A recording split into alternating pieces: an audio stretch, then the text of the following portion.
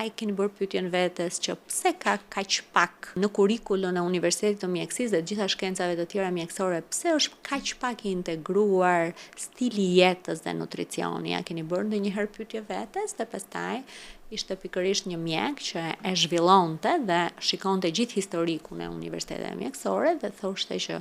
është lëbuar fort nga farmaceutika së pari